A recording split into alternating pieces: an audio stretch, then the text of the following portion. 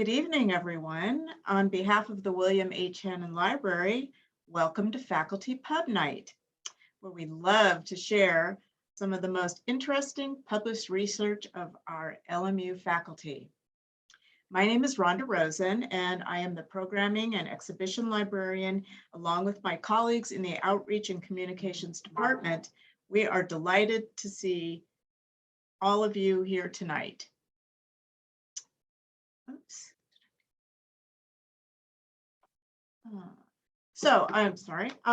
So we're delighted to have Dr. Vanessa Díaz here tonight to discuss her fascinating in-depth look at manufacturing celebrity, Latino paparazzi, and women reporters in Hollywood. And here is the beautiful book that you can get in our library, by the way. So after the presentation by Dr. Díaz, I will do a one-on-one short conversation with her before opening it up to all of you questions in the audience. So if you have a question for our speaker, please use your Q&A function on the bottom of your screen. All questions will be compiled by the outreach team and submitted to the speaker as time permits. We will be recording this, or we are recording this evening's presentation, and it will be available soon on the library's YouTube channel. We'd like to take a moment to do our land acknowledgement. It is important to note that we welcome our guests onto land that is not ours. We sit tonight on the unceded lands of the Gabrielino Tongva peoples, who in the face of ongoing settler colonialism continue to claim their place and act as steward of their ancestral lands as they have for the past 8,000 years. These lands reach from the Pacific Ocean, where we stand today, well into what is now San Bernardino County. The whole of the Los Angeles Basin is unceded territory. I would ask you all to take a moment and spend some time thinking about what it would mean to take responsibility for one's presence on stolen land. I also encourage you to learn more about the history of the land where you sit by going to native-land.ca, and we have the chat link. So let's begin our evening. Dr. Vanessa Díaz is an assistant professor in the Department of Chicana, Chicano, and Latino Studies here at Loyola Marymount University. She is a multimedia ethnographer and journalist whose work focuses on issues of race, gender, and labor in popular culture across the Americas. Grounded in her experience as a red carpet reporter for People magazine, Dr. Díaz's first book, Manufacturing Celebrity, Latino Paparazzi and Women Reporters in Hollywood, focuses on hierarchies of labor as well as racial and gender politics in the production of celebrity-focused media. She is also a co-author of UCLA's 2017 Hollywood Diversity Report. She is the director of the film Cuban Hip Hop, Desde el Principio, and the media editor for the journal Transforming Anthropology. Her research has been profiled in such outlets as The Atlantic, the Los Angeles Times, and NBC News. So please welcome Dr. Vanessa Díaz. Hi, everyone. Thank you so much. Good evening. First, of course, I'd like to thank Rhonda, Carol, John, and the LMU Library for inviting me today, and of course, all of you for being here virtually. I'm really happy to be here to discuss my book, Manufacturing Celebrity, which was published last fall with Duke University Press. I'm actually currently on maternity leave because I gave birth to twins earlier this year. So this is a nice way to be able to interact with some folks on campus while I'm still away. Rhonda, thank you so much for the beautiful introduction and for the very important land acknowledgement. As a professor in the Department of Chicana, Chicano, and Latino Studies, that is something that we take very seriously and work on in our introduction classes to talk about the significance of what it means to be on this land. So thank you for that. In our time together tonight, I'll be sharing highlights from the book, including some of the key stories from my book and some behind the scenes insight into the research process. I'll be sharing visual material featured in the book, which, as you likely noticed if you happen to have seen the book, really anchors it and I think sets it apart in particular ways. I'm also approaching this talk with students in mind who may be sowing the seeds for their own research projects. I know our majors are working on their capstone projects, so hopefully this might give you some ideas for sources, methods, etc. And after the presentation, I'll offer some, framing and context as we go through the presentation, but then I really look forward to a dynamic conversation where I'm happy to answer any questions about the book and my research in general. Before getting more into kind of the development of my project, I actually want to pause and share the trailer for my book. I'm also a documentary filmmaker, as Rhonda mentioned. And so for me, the visual always helps provide a sort of more in-depth look. And in particular, this trailer outlines some of the larger stakes of the book, as well as helps to underscore the inherently visual nature of manufacturing celebrity. Also, I want to point out that two of my student researchers, Stephen Uribe and Malik Gayvanuelos, actually helped me conceptualize and develop the interview with me that's in the trailer. So I'm very grateful for the LMU students putting in so much effort and helping me conceptualize this during the pandemic. So I'll show that in a moment, but the book is filled with color photos taken by the Latino photographers I worked with, some taken by me, and also images from the covers of the magazines that help demonstrate some of my main arguments around celebrity media, the production of celebrity, and the broader Hollywood system, which I conceptualize in the book as the Hollywood industrial complex. And I'll talk more about that in a bit. The photos featured in the book were a central component of the work for me. And so I felt that the material really lent itself to other visual formats as well. So let's briefly turn to the trailer, and hopefully there won't be too long of a lag over Zoom as I share the video. But in case there is, you can actually view the trailer yourself by going to manufacturingcelebritybook.com, and it's right there on the homepage. So I just put that into the chat box just in case anyone has any issues viewing the trailer. But I'm going to go ahead and share my screen right now and start the trailer in just a moment.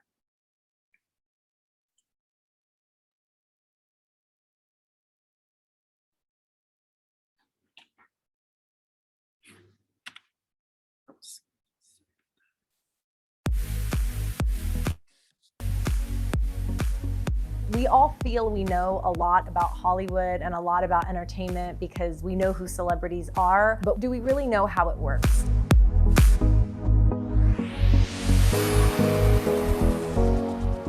Everybody knows about #OscarsSoWhite, but there are issues with discrimination and representation in other fields within the Hollywood industrial complex. Or in places like in Paparazzi, where it's predominantly Latinx folks. Paparazzi debate is nothing new, but today two very famous moms tried a new tactic. California specifically has had new anti-paparazzi legislation over the last several years. The person who took that photo can be charged directly, but if that photo is sold to a magazine and the magazine publishes it, the magazine doesn't have any responsibility. And it's this very specific targeting of the paparazzi, who are predominantly Latino, in these very particular ways. Even where there is so-called diversity, that they're still treated poorly. Hold it right under 10. It's against the law. You're under arrest. What the hell? You like this? You're under arrest. Back up. Back up. Dude, get your knee off of his head, bro. If you think about what paparazzi symbolize, like when there's a paparazzo somewhere, people know that there's a celebrity there. The presence of a paparazzo is what lets people know that you're important. That we love to see pictures of celebrities, at Starbucks or in the grocery store, and yet we hate the people who take the photos.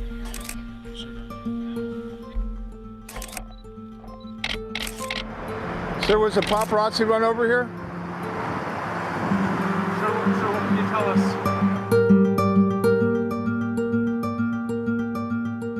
I just came to pay my respect to him because he was a great kid. He was just a kid. It was a chase for a superstar's photo that ended the 29-year-old life of photographer Chris Guerra. I met Chris Guerra in the fall of 2012. When Guerra did walk back to his car, police say he was fatally hit by an SUV. The details around his killing were quite murky.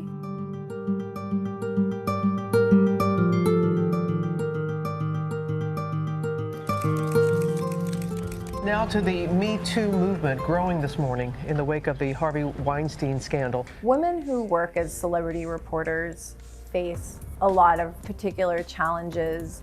Being on the job, reporting on powerful men. The Me Too campaign was first created by Tarana Burke 10 years ago to aid sexual assault survivors in underprivileged communities. This is not about me, it's about survivors. It came out in the entertainment industry because abuse of power is so prevalent. Very often, powerful men exercising this power over women who are in subordinate kinds of positions. It could hurt my career, I could lose my job. And as women working in this profession that ultimately is to serve celebrities. And when you're a star, they let you do it. You can do anything. Whatever you want. Grab them by the I can do anything. Natasha Stoynoff in Mar-a-Lago. Donald wanted to show her around the compound, and so he took her into a room and closed the door, and then he threw her up against the wall and kissed her against her will. I met Natasha Stoynoff when I started my internship with People magazine. We had a very close relationship and confided in me when she was reporting on Donald Trump. She was sexually assaulted. I wasn't brave enough yet to be on camera.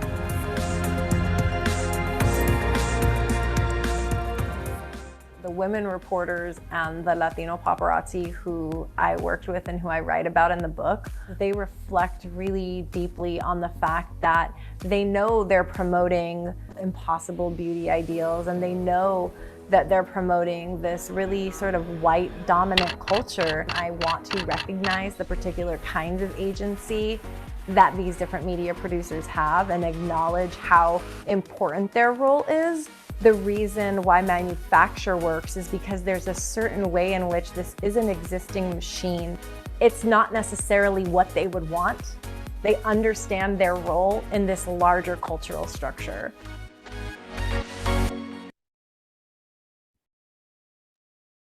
All right. Thank you so much. Let me go back to my screen, and now I'm going to go ahead and share my PowerPoint with you all. Okay, hopefully everyone can see that okay.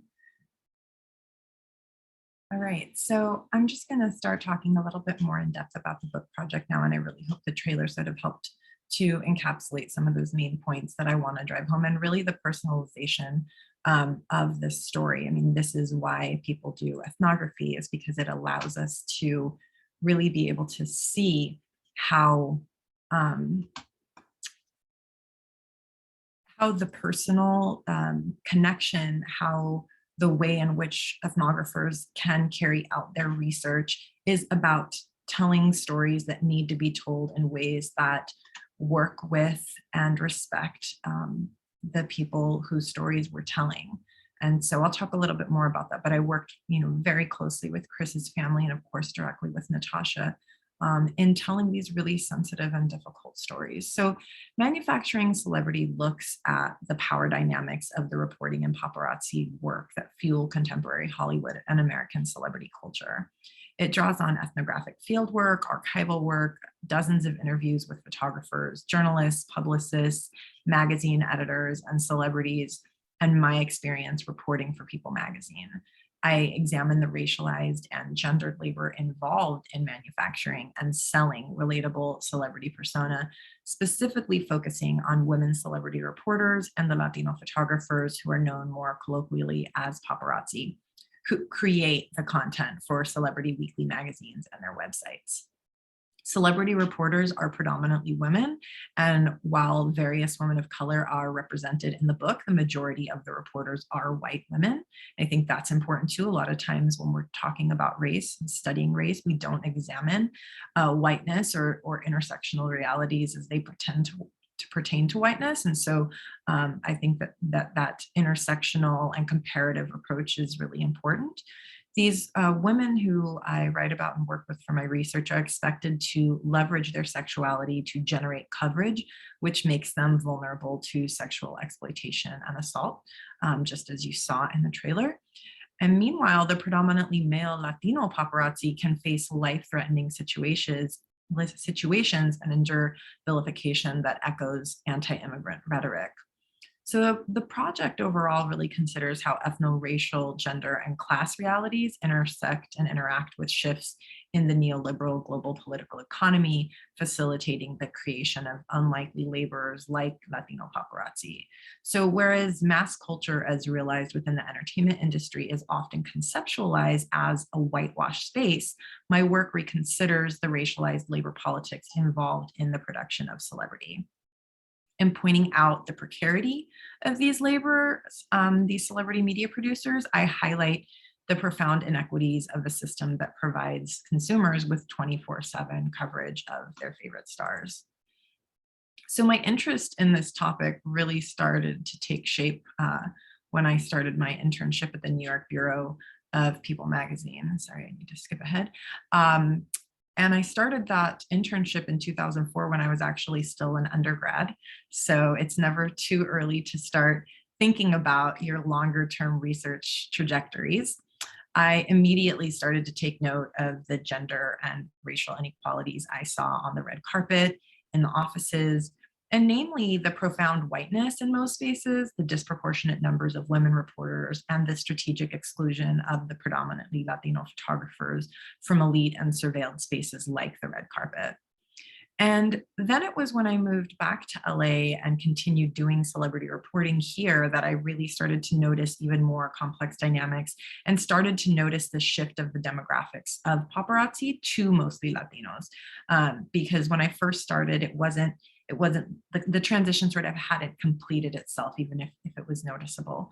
And as I write about in the book, it was by 2008 that the demographics had really fully transitioned from mostly white to mostly Latinx paparazzi. And I can talk more about how and why that transition happened in our Q&A. And so that was my first summer after grad school, 2008, and I hadn't been looking at this matter closely. And I think the year of graduate school training as an anthropologist and the year of thinking about my research naturally made it so I came to the red carpet and to celebrity reporting with an ethnographic perspective and with a new set of research questions and a new approach. So for me, as someone who worked in celebrity media, I realized that most people didn't get to see what I saw. Most people didn't have access to the spaces I did. And I think this is where my work can differentiate from a lot of more classic media studies approaches to things like content analysis, because my work is ethnographic and because it centers on cultural production.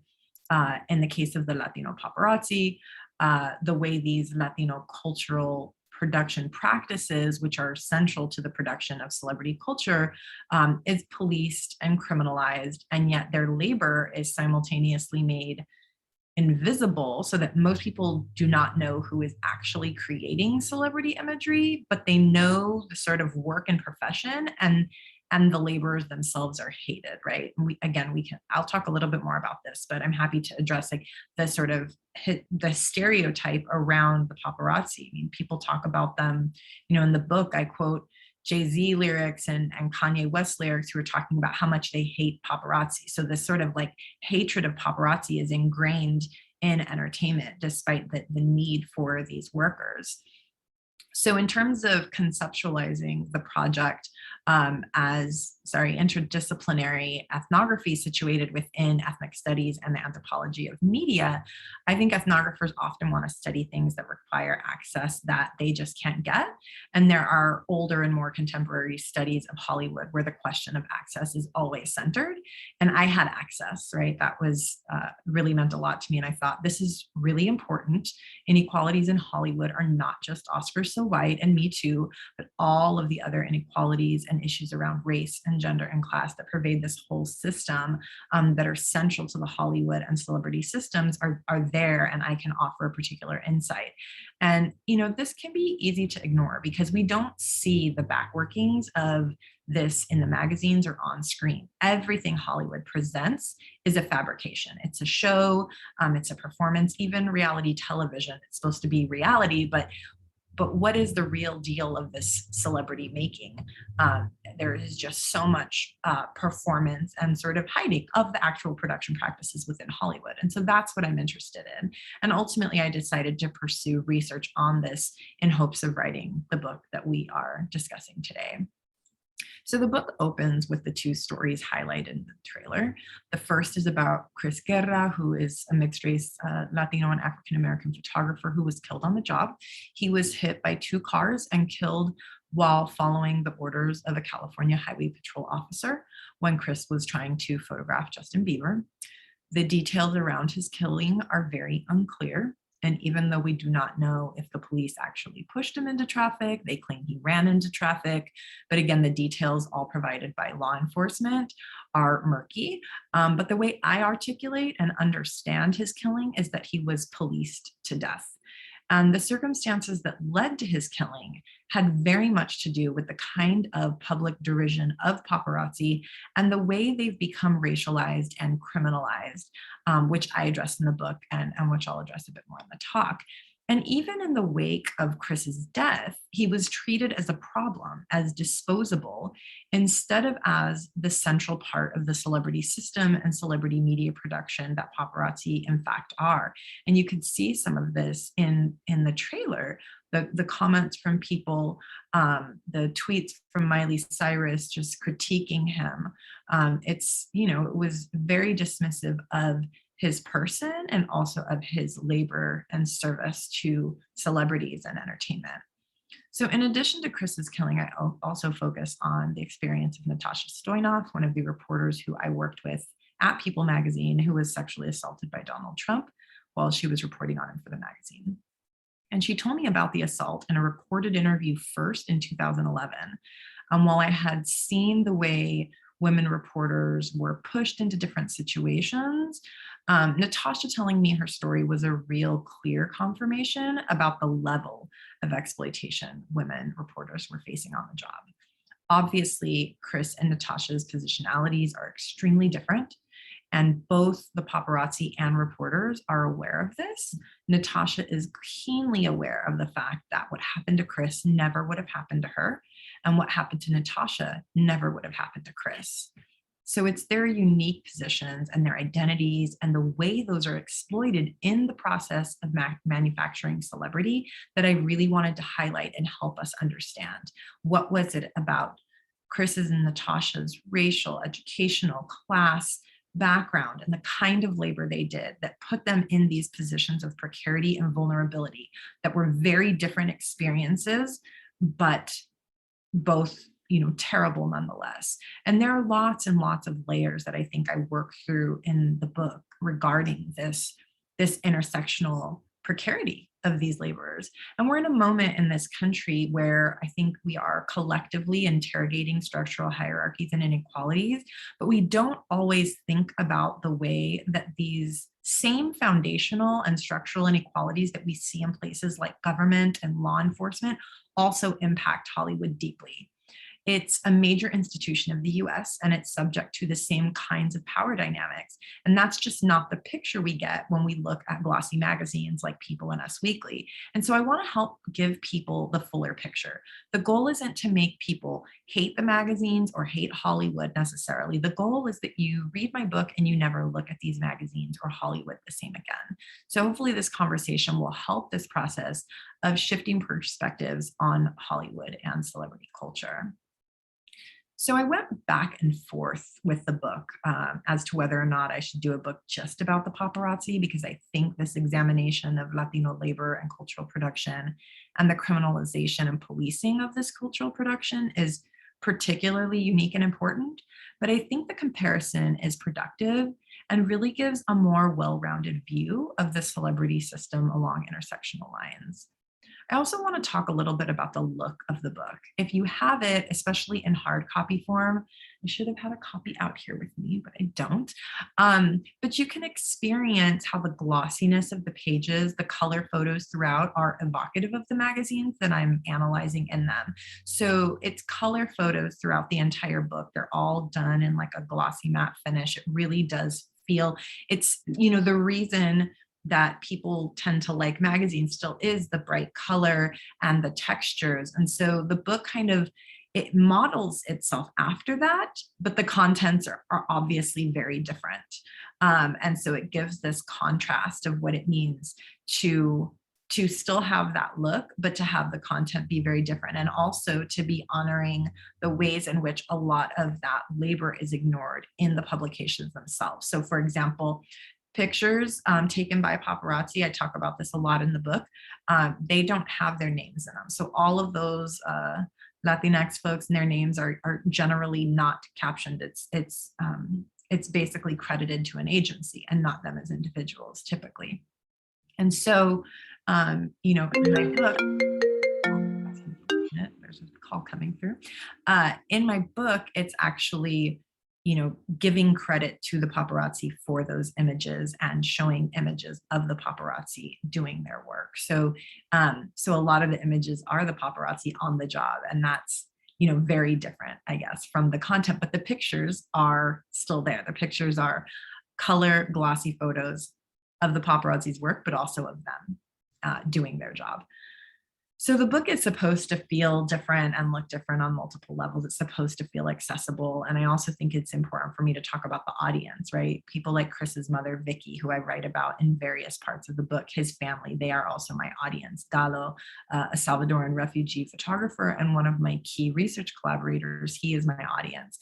Natasha and my colleagues from the magazine, they're also my audience. And so I couldn't write this book or let this book look like a more traditional academic book. I wrote it knowing that all of the people I worked with on this book and their families were going to read this, and that helped me get clarity on how to approach it.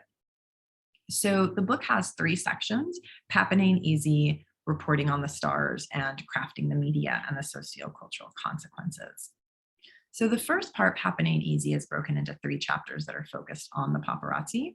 Chapter 1 is called Chuteando, the Real Paparazzi of Los Angeles, and it sort of takes you on the job with the paparazzi, providing a window into the complex lives and work of this really misunderstood group of laborers. It describes how the racial transformations in the workforce have impacted such issues as perceived skill and visibility, and how the photographers themselves conceptualize their work as a form of day labor. Chapter 2 is called Latinos Selling Celebrity, Economies and Ethics of Paparazzi Work. And this chapter explores the ethics and economics of the work, including both formal and informal economies shaped by the varying levels of precarity among the photographers. So this chapter reveals the ways in which these racialized laborers understand their role in producing images of mainstream white culture.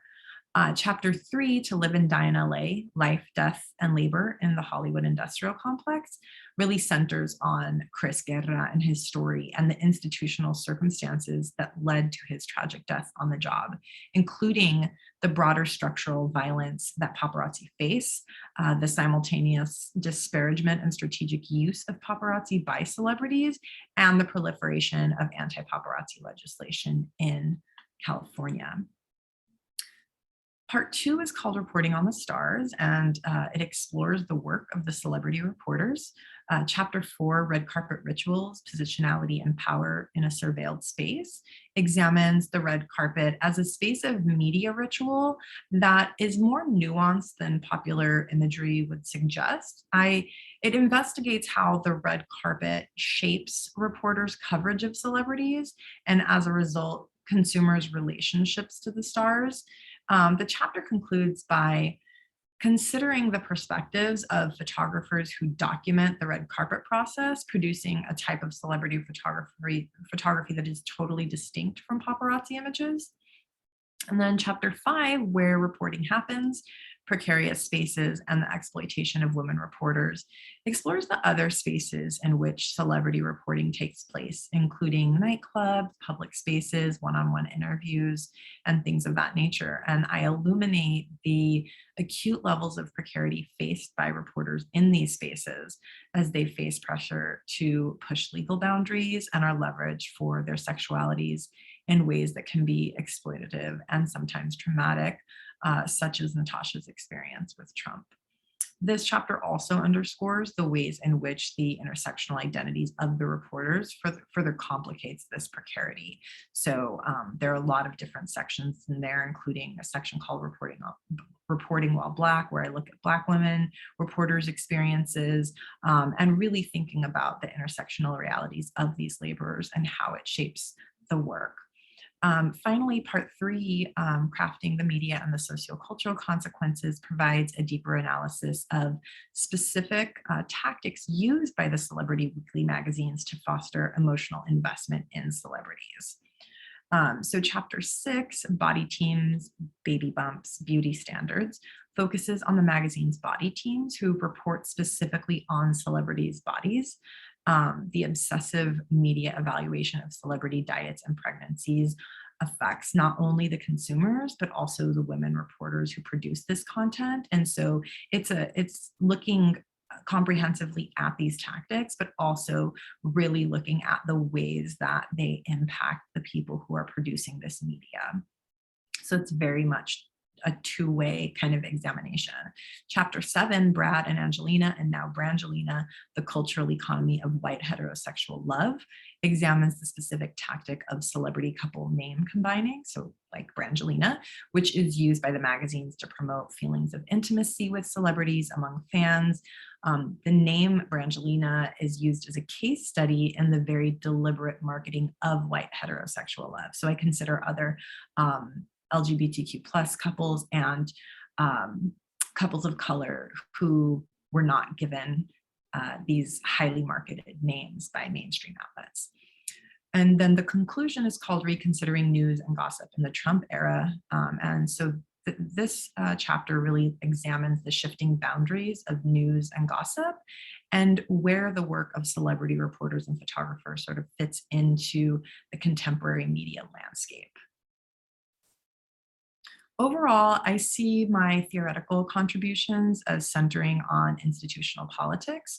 They're all centered on interrogating interplays between power and precarity, particularly in relationship to race and gender and other intersectional realities. I offer various concepts and terms throughout the book, but the main theoretical offering I want to discuss is this concept of the Hollywood industrial complex. So in President Eisenhower's 1961 farewell speech, he warned of the now commonly critiqued military industrial complex, right? The conglomeration of military and defense industries that promotes war to sustain itself. And so I argue that the Hollywood industrial complex exists to sustain itself in a parallel fashion with the celebrity system as its driving force. So celebrity personas are constantly created and promoted in order to stimulate consumption of Hollywood media and vice versa. And so it underscores the systemic nature of the industry. It underscores the ways in which it is a machine. There is a manufacturing that needs to be acknowledged. And then it also underscores the long and profound relationship to the state and state institutions that Hollywood has had and will always have. And this relationship to the state is precisely why Hollywood has always been the creator and promoter of racial and ethnic stereotypes that serve US interests and foreign policy. So we can go back to the birth of the nation in 1950, Tony the Greaser in 1911, The Greaser's Revenge in 1914, The Yellow Menace in 1916, The Sheik in 1921, The Mask of Fu Manchu in 1932, etc., right? All of these films were made with the same goal, to promote stereotypes that were strategically attuned with the government's needs, the state's needs, to back their foreign policy. And this is what Hollywood has done since the beginning, right? Supporting white supremacy, empathy towards whiteness, in other words, supporting the US as a nation state and its goals as a nation state. So again, in this moment, since the pandemic, we've been through continual uprisings, really trying to have new conversations around the politics that run this country, around the question of abolition, and if we're going to critique these other institutional issues within the country, we have to focus on Hollywood as well. If we're going to talk about rebuilding or abolishing or creating new institutions, we have to reckon with Hollywood. And Hollywood likes to imagine itself as a liberal space, but you only have to look at its history, from the films I just mentioned to the Hollywood Production Code, which I can talk more about, to the attempts recently by the Academy to alter in very minor ways requirements for Best Picture Oscars, for example. And you can see the reaction from white Hollywood to these attempts to change. And Hollywood is reactionary. It always has been. And the nature of it is really aptly expressed through the conceptualization of it as an industrial complex. And there are the more ethnographic and theoretical contributions that center more on how I engage with people in the communities that I worked with in the book. So I'll just mention that briefly. For example, I build on anthropologist and Black studies scholar Amy Cox's conceptualization of what she calls unconditional relationality, and suggests that unconditional relationality is not focused on theorizing ethnographic practices and experience. It's about harnessing the complex transformations that occur through ethnography. And so I think about this in terms of experiencing these transformations through and beyond my work. Reciprocity and building with Chris's family through this process of mourning, that his mom would hold my book, that we would talk, that she would read everything that I would present, that I would sit in her home and talk with her, that she would watch and review my presentations about her son's passing. It was all of this kind of dynamic building in the process that Natasha and the other reporters would confide and trust, and our relationships grew. I had all of these kinds of obligations and considerations in this work that required particular kinds of care that I honored. And so that is this, I think, transformation that can occur through ethnography. In terms of methodology, the data for this project were gathered intermittently over the course of more than 10 years. I was engaged in full-time ethnographic research from 2010 through 2012. I also undertook both formal and informal part-time research before and after this time period. From 2004 to 2007, I worked as an intern and then as a stringer for People magazine, and this experience and material informs my long-term field work, though it's not the focus of my research. During the summers of 2008 and 2009, I spent months engaged in full-time ethnographic research in LA, laying the groundwork for the long-term field work that began the following year. From 2012 to 2017, I also engaged in part-time and ethnographic and archival research. The work is really multi-sided, multimodal. I engaged in participant observation with celebrity reporters and photographers. I did photography and virtual ethnography. The time I spent in the offices of weekly magazines and photo agencies, as well as on the red carpet, really offered insights into these institutional configurations of celebrity media production that I talk about in the book. And I worked primarily with photographers and reporters, but I also collaborated with celebrity managers, publicists, attorneys, magazine ad agents, editors, et cetera. And then, as a participant observer, which is one of the tactics of ethnography, I worked freelance as a reporter during the research, which provided me insider access to the community and inner workings of the industry, as did my accompaniment of paparazzi on shoots. My research is really grounded in collaborative and reciprocal approaches to ethnography. So rather than being an afterthought, my intent to work collaboratively and to ensure that there is reciprocity in field work has been a cornerstone of my project from the outset. So I see where we are with time, and because of the brief nature of this talk, I'm going to pause here. I'm really excited to talk more in depth about any components of the book or anything I mentioned in this brief overview. And I'm particularly, interested in talking in greater depth about the photographers I write about and the Latino presence in media production. So hopefully we'll be able to get into a bit more detail as we get into discussion. So thank you so much, and I'll turn it back to the host of the event as we transition into the next phase of the project. Thank you, Vanessa. I'm just fascinated by this book and by your experiences. And as I mentioned to you, I get People magazine every week delivered to my door, and I now am looking at it much longer than I used to, looking at the pictures, wondering more about them and how they came to be. And you have pulled away a curtain that is really interesting, very fascinating. So thank you so much, and thank you for your presentation. So this is a portion where the outreach team has created some questions for you based on your work and your presentation. So I'm going to start by asking you, how has the proliferation of smartphones, streaming media, all the devices that we now have, how has it impacted paparazzi, both in terms of their livelihood and the public's perception? Has the value of their work changed? Has this impacted the ecosystem that you're talking about, or the manufacturing that you've described? Yeah, thank you for these questions. And before I get into my response, I just want to say thanks to everyone for being here. I see we have a nice crowd, and that's Yes, we do. really great because I know nobody has to click the link and log in. So thanks for being here, everyone. I can't see you all, but I feel the energy and I feel the love. And I'm really happy to know that there are that many people in the virtual room. So thank you. Yeah, this is a great series of questions that I've spent a lot of time thinking about. So earlier on in my research, I actually helped organize an event at the Getty Center that was called Are We All Paparazzi Now? And it took up this very question of sort of what does it mean when we all have smartphones, when theoretically any of us could be paparazzi, right? And so there's a lot of questions that this brings up, because I think it kind of drives in my point around what it means to be these particular laborers. And what I mean by that is, so much of the hatred directed at paparazzi is about who is actually taking the picture and what equipment they have, right? No one is saying, oh my God, I'm getting hounded by smartphones, right?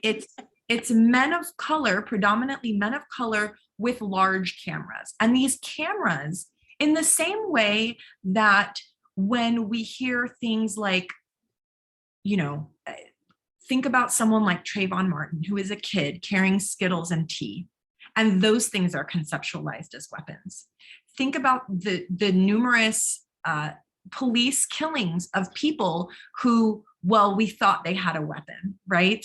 We thought that Tamir Rice had a gun. He was a child with a toy gun.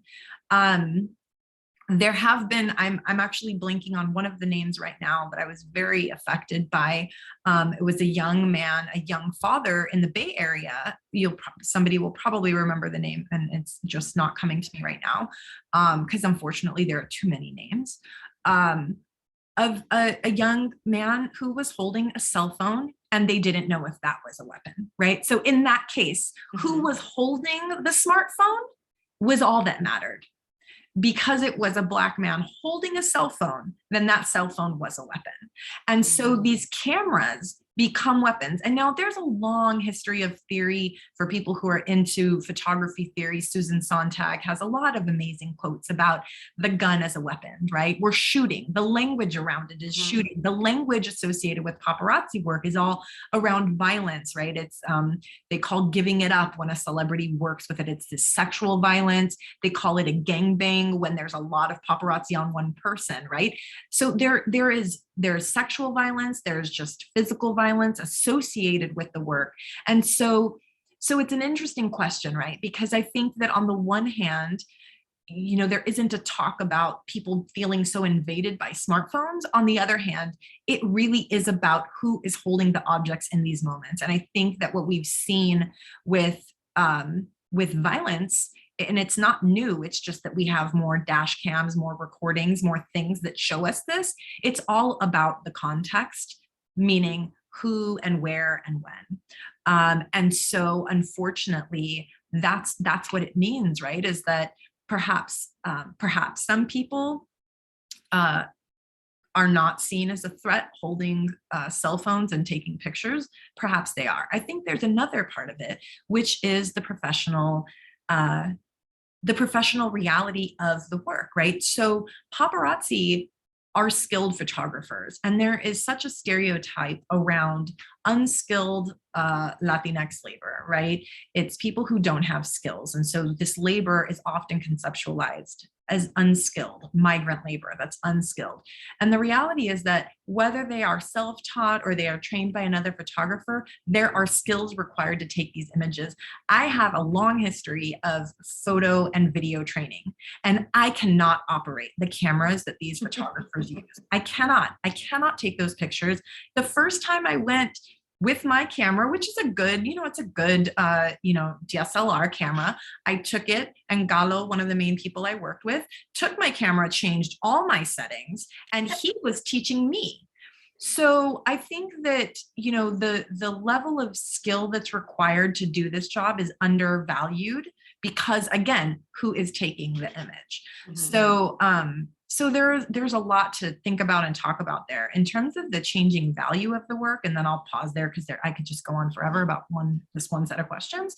The value has changed. So, around the time I talk about this transition to predominantly Latino photographers was what's talked about is this sort of like explosion. In the book, I talk about this explosion of celebrity weekly magazines where the basis for competition in the magazines was exclusive paparazzi shots. And so they needed more photographers taking pictures around the clock.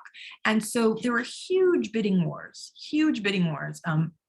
Funny enough, the first major bidding war was over the first pictures of Ben Affleck and Jennifer Lopez when they were Bennifer in the early days. Now they're Bennifer again. But that first major bidding war was over pictures of them.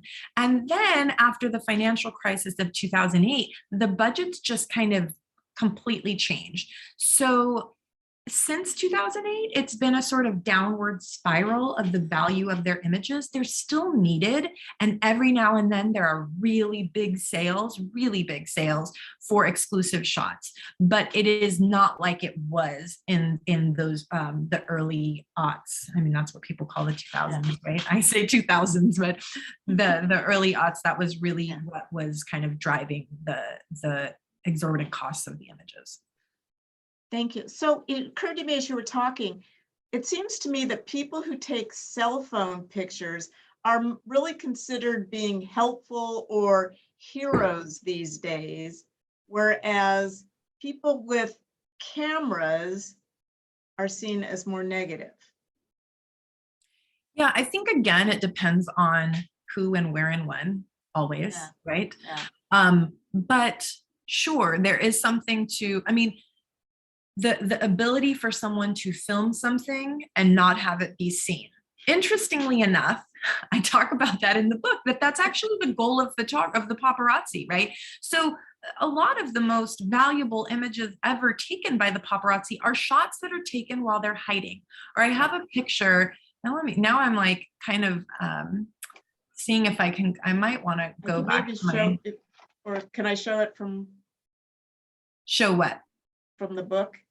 Well, yes, if you have it handy, the picture of Galo in the tree, that's what I'm looking for. And I don't see it. There's a picture of Galo. Yeah, I guess I don't have it. Yeah, I know where you're talking. I'll find it well. Even here, I can actually here. Yeah, so there we have Galo in the tree, and he was shooting from the tree because he didn't want to interrupt the event he was shooting. And so, a lot of the goal for them is to not be seen. The idea that we have of this huge group of paparazzi swarming, that's two things. One, it's when someone is in a very public place and there's like a news relevant story, right? So that's, again, one of the things I talk about is news versus entertainment, and the way that I just simply don't believe that there is a division anymore. People want to think that, but when those kind of chases are happening, it's usually alongside news crews, right? One of Galo's most important pictures he took was outside of the hotel where Whitney Houston died.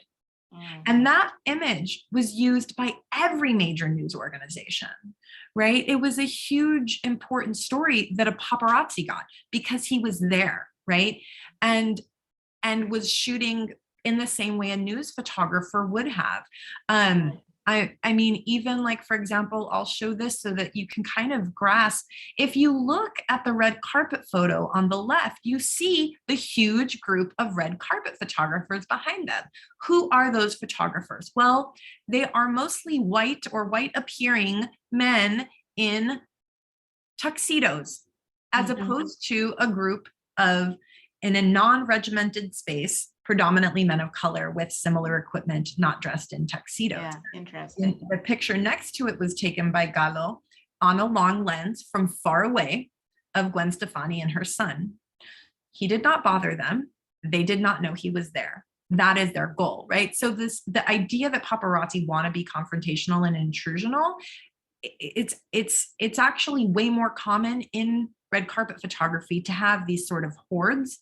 And I think that the stereotype we get, again, ends up becoming about paparazzi being, you know, what news media have called, you know, hordes of, I mean, I'm quoting from my book, these hordes of corner cutting, untrained photographers on questionable visas. I'm quoting from LA Times. So again, the idea of the phone or smartphone being able to do sort of citizen journalism, it just has a lot more to do with context and sort of being hidden a little more, even though that's tends to be the goal of the paparazzi as well. Yeah, right. Interesting. So let's say, so the main issue, as I understand from reading your book, or one of the main issues, is that of power. And the celebrities want to strategically manage and control the attention they receive. And the publications want to continue curating the attention given to readers. So if there is supply and demand and money to be made, how will the system change? Yeah. Again, thank you for these questions, really complicated questions. So, you know, the idea of how the system will change, I mean, these are really long established practices, right? I mean, I talked a lot about institutional politics, and these are institutional practices. And as we know, working at a large institution, it takes a lot to change things. What can change, I think, is who takes the pictures and who makes the money, right? There is room for restructuring. But so much of it, as I talked about, is performative, right? Hollywood is, and entertainment as a whole system is about performing. So the system is very set in terms of the celebrity system. These are historical practices, right? Who are in particular positions of power and desire, and who is at the sort of bottom rung of this complex, making these things happen while being critiqued in the process, right? So, you know, things have changed in the sense of, like, for example, what was the value of the images 10, 15 years ago? What's the value of the images now? And things have changed in the sense of with social media, right? A lot of celebrities can put their stuff on social media themselves. A lot of the pandemic photo shoots were taken by, I mean, there's like a famous Rolling Stone shoot of Bad Bunny. It was taken by his girlfriend at his home in Puerto Rico. Like, these are things that happen all the time now in a you know, COVID world. And we have things like reality TV where ostensibly we're in someone's home, right? But again, it's all very staged, right? There's still, the power is with the celebrities. And even some paparazzi shoots are staged. The difference here is that the desire for intimate knowledge and exclusive pictures has only grown with social media, right? So even though people feel like, okay, I can follow my favorite celebrity, and even if I'm one of 10 million, I'm getting to see that celebrity in their home or with their wife or with their partner or with their kids or whatever they're doing, right? On their trip, in their tour bus. But even if that feels close, the reason why there's still an interest in celebrity imagery that isn't from them is because on some level, there is an understanding that if someone else is taking the image, it is coming from the outsider looking in, and we are ultimately outsiders looking in on celebrity life. And so again, that's why like the biggest shots that sell are these candid shots. There's so much interest in the candid shot, and the candid shot means the celebrity didn't have say over it. And so that raw, like, feeling of connection. I mean, there's certain things that celebrities don't want out there, and that's when we hear about it, right? Like there was one of the biggest pictures of the last decade was the image of Kristen Stewart with the producer she was working with and making on his name, confirming that they were cheating, right? That he was having an affair on his wife. That picture was taken by one of the paparazzi I worked with. And it was huge breaking news. And do you want to know what happened? Her people, like her camp, as they call it, her agent, manager, etc., they knew the image was out there. They knew it was going to happen. So what they did was they worked to negotiate, because Us Weekly had an exclusive. People magazine said, well, we will break it online. If we break it online, then Us Weekly will not be able to sell as many copies because we'll have already broken online. And there's still some power in the print when it comes to weekly magazines. So even in those, moments of what would be considered a sort of PR crisis, the celebrities make it work for themselves, right? They make it work for themselves. And again, that's all about power and the ability to leverage power that they have within the Hollywood system. So I don't know if that completely answers your question, but I'm also noticing some questions in the chat. Yeah, I was just waiting for you. Okay. Yes. So, Karen Rapp asks, I'm curious what a paparazzi photographer may earn in the US. Also, since paparazzi are an international phenomenon, how does the laborer profile look in other parts of the world? Yeah, thank you so much for that question. So who does this work in UK, Australia, etc.? Yeah. Hi, Karen. Thank you so much for the question. So I'll start with the second part of the question about profiles in other places. So it is very much particular to the region for sure. Even in New York, the demographic of paparazzi has shifted over time, but like, for example, recently it's been, there have been more and more Latino paparazzi there actually, but during the time of my research, I was actually noticing that, especially compared with California, with LA, that there were a lot of Eastern European migrants who were the photographers. So even there, the demographic had to do with like current influx of migrants into that space as opposed to California and that sort of migrant population. In the UK and also in France, there's, there are sizable paparazzi populations. What I found was interesting there in doing research, and I actually had proposed early on in my dissertation research, I had proposed a multi-country study because of what I noticed about the different demographics of celebrity media production, specifically in the UK and the US. A lot of people who are photographers in the UK, specifically paparazzi, are actually not from the UK. They are from Eastern Europe, or many from Spain. And so there actually is, in the way we understand race and racialization, that it isn't solely based on right, there's a sort of intersectional way in which people get racialized. So in the context of Europe, there are hierarchies of race among white people, right? Even if we look back in US history, right? There was, in the quota system, Western Europeans or Northern Europeans were seen as like racially higher than Eastern Europeans. Well, that sort of historical racial practice and assessment still relative there. And because the UK is wealthier than many Eastern European countries, those migrants are seen intersectionally as less than.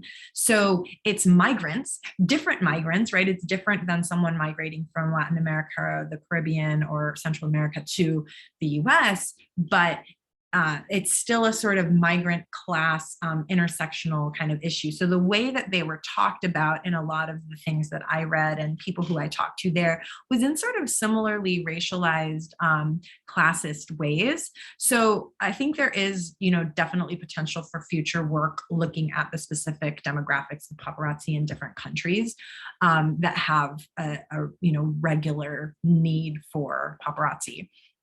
In terms of how much money is made, that has just varied so greatly. So during the sort of bidding war phase that I talked about, which was, really around starting sort of 2002, 2003, I'm blanking on the exact year of that first bidding war up until the financial crisis.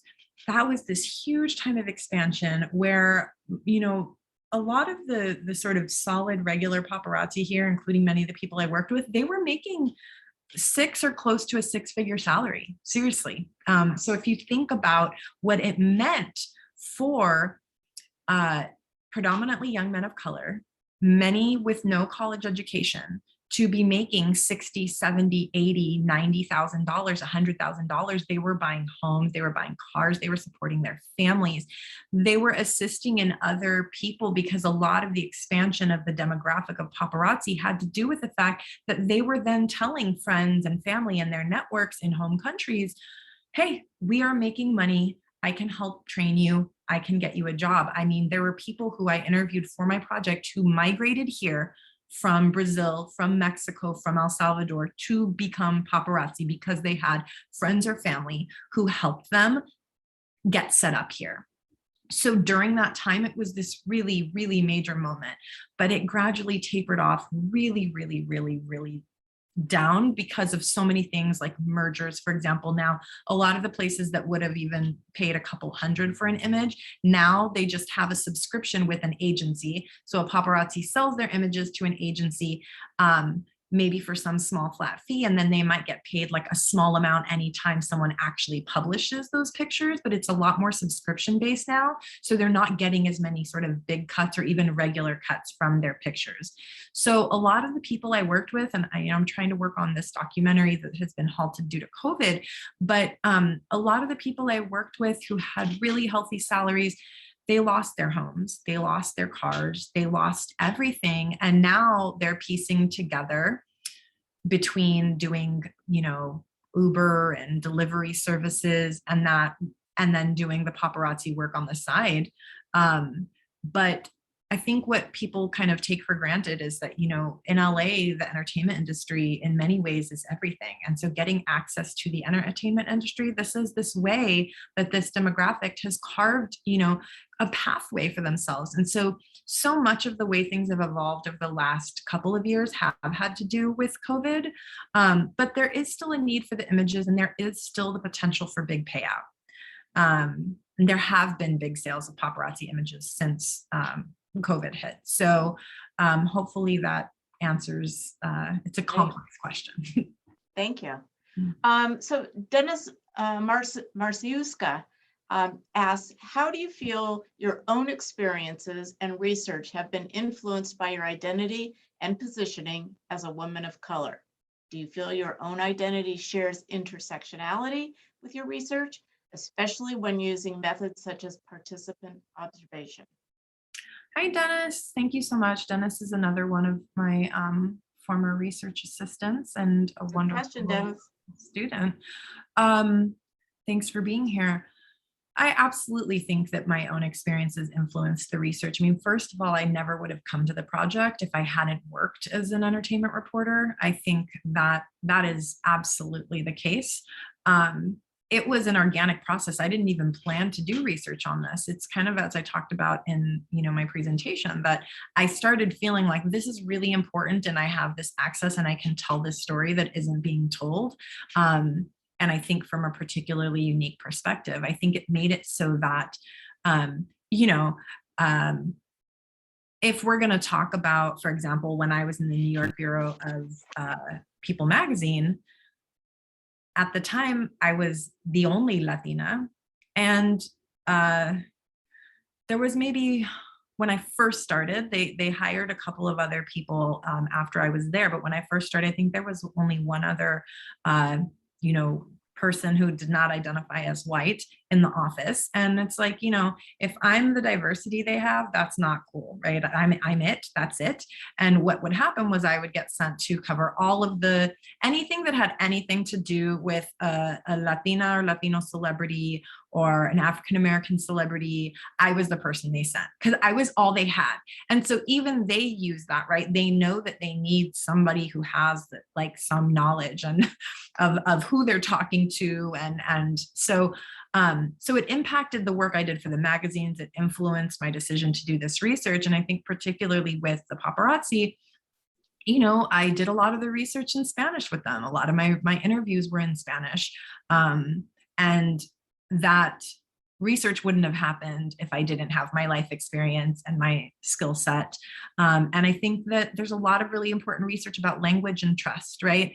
And how people feel comfortable speaking to people who can speak their language, who they feel share certain things with. A lot of the women of color reporters, I mean, it's a very, very, very, very, very small group of us. And so, a lot of the women of color I talk to, they're like, okay, they know me because we all know each other. And they felt like, okay, I want to share this with you because of who you are and because of our relationship to you. Understanding what it meant for them to tell me a story that would eventually, hopefully become a book, and it now has. But 100%, I think that when we are doing this kind of work, that comes with a lot of responsibility and a lot of this sort of potential, I think, to transform each other in the process. And that's why I really like ethnography, particularly for work that's on race and gender and sort of addressing communities we're a part of. Yeah. We're getting near the end of the evening, but I do want to just ask you one question. Is there anything that you discovered in your research that you would like to revisit? Like, is there something you're going to build on? Was there something that surprised you that you'd like to follow up on? Yeah, I mean, I think overall, I felt like I was engaging with the community that, I was a part of and that has important stories to tell. I am still planning to work on the documentary that I started some time ago, co-producing with Paparazzi about Chris's story and the plight of the Latino paparazzi more broadly.